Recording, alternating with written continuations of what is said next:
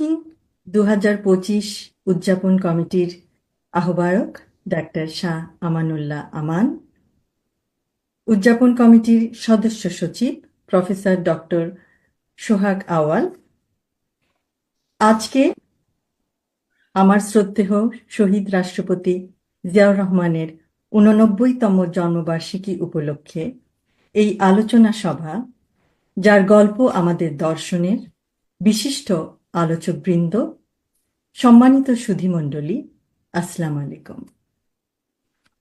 আজ স্মৃতিচারণ করতে গিয়ে আমার মনে পড়ে শৈশব ও কৈশোরে জাতীয় শিশু সংগঠন ও শিশু কিশোরদের প্রতিযোগিতামূলক অনুষ্ঠান নতুন কুড়িতে অংশগ্রহণের দিনগুলো। সেই দিনগুলিতে শ্রদ্ধেয়া মাতা বেগম খালেদা জিয়া এবং শ্রদ্ধেয় শহীদ রাষ্ট্রপতি জিয়াউর রহমান, তাদেরকে পেয়েছি কয়েকটি অনুষ্ঠানে। তাদের উৎসাহ, অনুপ্রেরণা আমার মতো আরো অনেক শিশু কিশোরদের চলার পথের পাথেয়। আজ জন্মবার্ষিকী উপলক্ষে তার উদ্দেশ্যে একটি কবিতা উৎসর্গ করতে চাই।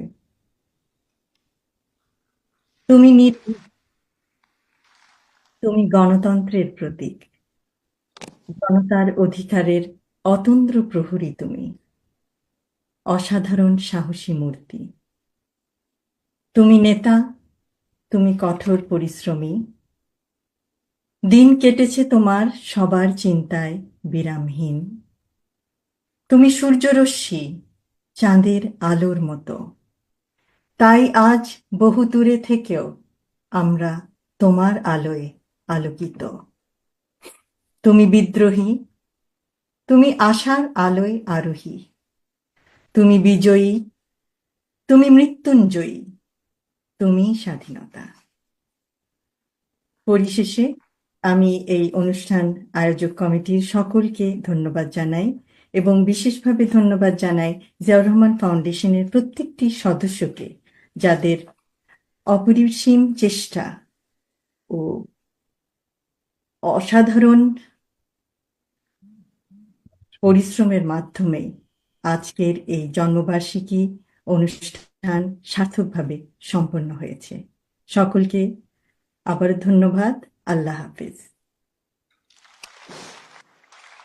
অনেক ধন্যবাদ।